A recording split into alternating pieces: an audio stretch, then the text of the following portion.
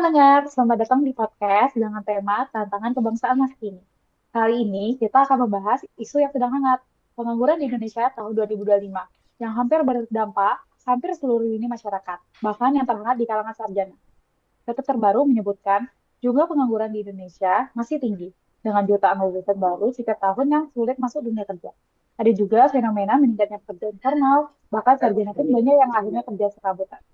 Oke, kali ini bersama saya sudah hadir empat narasumber dari kelompok 5. Ada Mbak Ulfia, halo Mbak Ulfia. Halo, Lalu ada Mbak Fanya, halo Mbak Fanya. halo, selamat siang Mbak Wilda. Selamat siang. Lalu ada Mbak Vela, halo Mbak Vela. Halo Mbak Wilda. Halo, halo. Lalu ada yang terakhir ada Mbak Wanda, halo Mbak Wanda. Halo guys. Oke, jadi mari kita mulai itu dan podcast kita kali ini. Pertama, kita mulai dulu dari latar belakang kali ya. Nah, Mbak Usia, boleh nggak sih diceritakan kenapa angka pengangguran kita masih tinggi, meskipun pemerintah mengklaim sudah ada puluhan juta lapangan kerja? Oke. Nah, kalau menurut aku latar belakang ya masalah ini tuh bukan sekedar dari jumlah lowongan kerjanya aja, tapi itu ada mismatch antara kebutuhan industri dengan keterampilan para pencari kerja. Ya, pemerintah memang menjanjikan akan membuka 19 juta lapangan pekerjaan, tapi ya secara realisasi ya mungkin sulit ya. Dan sampai sekarang mungkin realisasinya masih sebagian.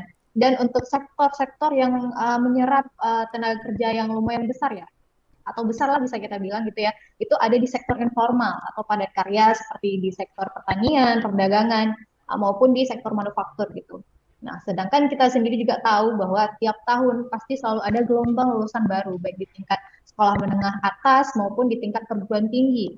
Nah, tapi ini tuh nggak sejalan dengan lapangan kerja formal yang tumbuh lambat gitu. Jadi banyak pekerja yang akan bekerja tidak sesuai dengan kompetensi lulusan, seperti yang Mbak Wilda bilang sebelumnya ya, bahkan ada sarjana yang kerja serabutan. Itu pernah dimuat di berita Tempo beberapa bulan yang lalu, itu di mana ada sarjana yang melamar menjadi tukang bersih-bersih.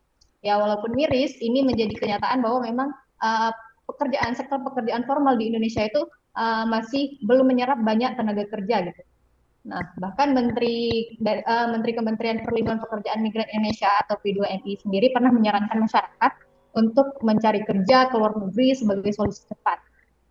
Tapi solusi ini sendiri justru menimbulkan polemik karena terkesan pemerintah nggak punya strategi yang matang tentang ketenaga kerjaan di dalam negeri. Gitu sih Mbak menurut aku. Wah, menarik sekali ya. Nah, kan lapangan kerja itu kaitannya sama faktor ekonomi ya, apalagi faktor ekonomi makro.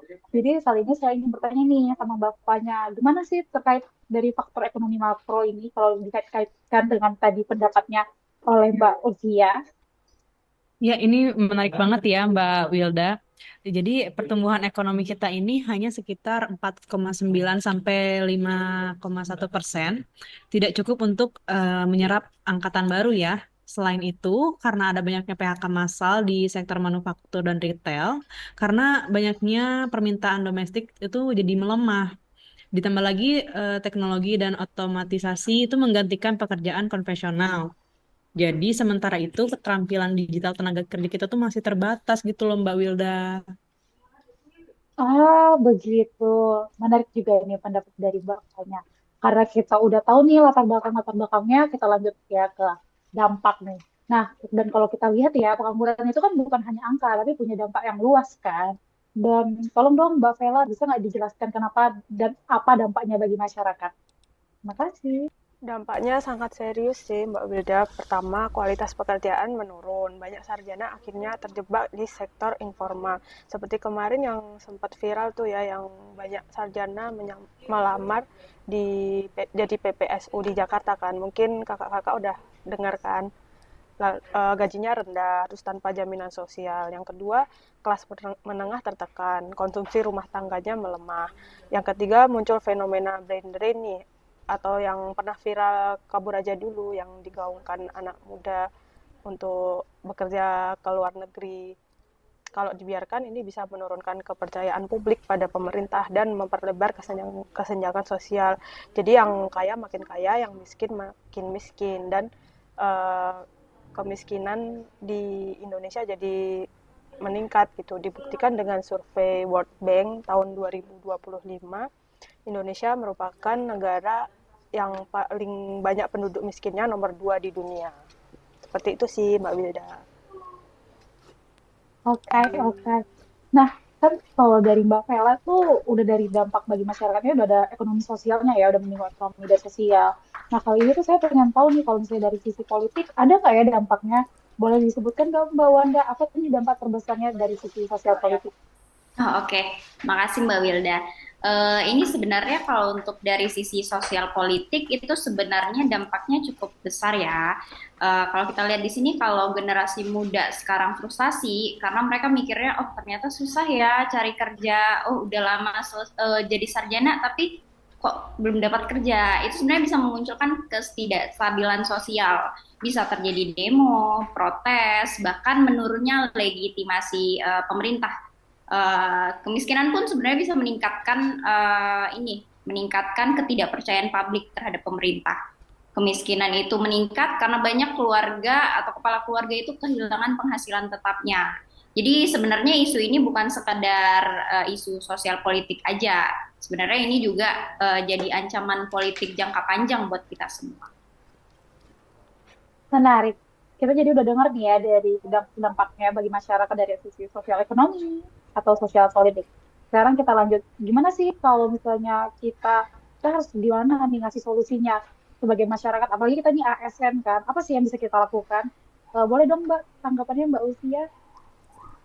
Kalau aku sih sesuai kapasitas kita sebagai ASN, kita mungkin bisa membantu lewat edukasi publik ya. Misalnya kayak menyebarkan informasi tentang program pemerintah seperti kartu pekerja, prakerja, balai latihan kerja, hingga inkubasi UMKM. Nah, selain itu ada juga informasi-informasi, mungkin juga teman-teman udah pernah dengar ya, kerja daring atau remote dari luar negeri yang mungkin bisa dicoba nih oleh para pelamar kita yang mungkin tingkat sarjana atau yang memiliki high skill gitu ya, high skill gitu. Nah, karena kenapa informasi ini tuh seringkali tuh nggak sampai ke masyarakat yang bawah-bawah gitu. Jadi kurang awareness-nya gitu oleh masyarakat. Nah, menurut laporan antaranya sendiri itu Kementerian P2MI itu menargetkan ada 425.000 WNI untuk bekerja di luar negeri sepanjang tahun 2025. Karena ada permintaan SDM dari luar negeri sendiri itu yang mencapai 1,3 juta orang. Nah, ini kan menunjukkan bahwa memang pasar tenaga kerja di luar negeri itu cukup besar ya, dan belum sepenuhnya dapat dimanfaatkan. Nah, dengan adanya gap antara lapangan kerja di Indonesia dan jumlah pekerja yang terus meningkat, sedangkan di luar negeri itu gapnya sendiri demografinya kurang, sedangkan lapangan kerjanya itu banyak, ini tuh bisa menjadi potensi untuk kita bisa mengirim tenaga-tenaga kerja kita untuk bekerja di luar negeri gitu. Nah, kemudian kita harapkan juga ya adanya transformasi ke pekerja profesional gitu, karena pekerja migran kita sendiri ini 80% masih dari sektor low skill seperti ART dan Shopee ya. Nah, ini mungkin bisa jadi semangat baru buat teman-teman yang mungkin sekarang belum punya kerja untuk dapat meningkatkan skill nih, terutama bahasa asing yang akan menjadi modal dasar teman-teman untuk komunikasi nantinya kalau memang bisa bekerja ke luar negeri gitu. Ya, betul-betul. Selain itu perlu juga dorongan peningkatan kompetensi. Bisa juga melalui, betul kata Mbak Ulfia tadi, dari kursus online. Itu kan banyak juga yang gratis ya.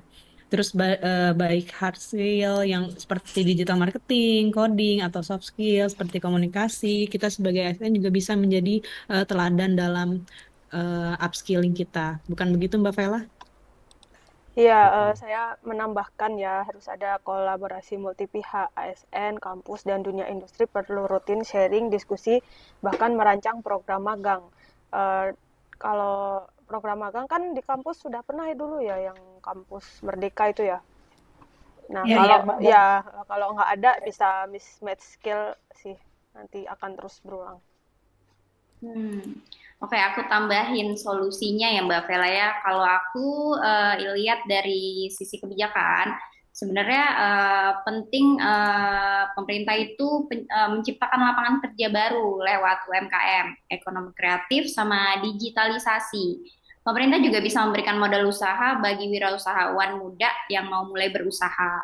Bagi ASN, kita sendiri Tugas kita memastikan program ini berjalan transparan dan sampai ke masyarakat yang tepat. Wah, itu bagus-bagus banget sih pendapat-pendapatnya dan luar biasa. Jadi kalau kita itu tidak hanya menunggu pemerintah aja ya, tapi juga kita sebagai ASN itu harus berperan dan harus aktif juga ya berkontribusi. Baik, karena kita sudah membahas dari latar belakang sampai ke solusinya, jadi kita sekarang udah di penghujung podcast ini dari pembahasan tadi, kita bisa simpulkan bahwa pembola sarjana ini tuh masalah serius sebenarnya di Indonesia pada tahun 2025 ini ya khususnya. Nah, yang penyebab kompleksnya itu dari mismatch keterampilan, pertumbuhan ekonomi yang melambat, hingga disrupsi teknologi. Nah, dan dampaknya pun besar dari memangnya kelas menengah, brain drain, hingga potensi ketidakstabilan sosial. Nah, tapi kita juga sudah mendengar nih solusinya dari Mbak-Mbak edukasi publik, peningkatan skill, kolaborasi dari multi pihak, hingga dukungan program dan digitalisasi. Jadi kali ini saya mau berterima kasih untuk Mbak Ulfia, Mbak Fanya, Mbak Vela, dan Mbak Wanda. Semoga diskusi ini bisa kita jadikan inspirasi ya bagi para pendengar untuk aktif mencari solusi. Sampai jumpa di episode berikutnya. Sampai jumpa, terima kasih. Sampai jumpa, Sampai jumpa, terima terima kasih. kasih.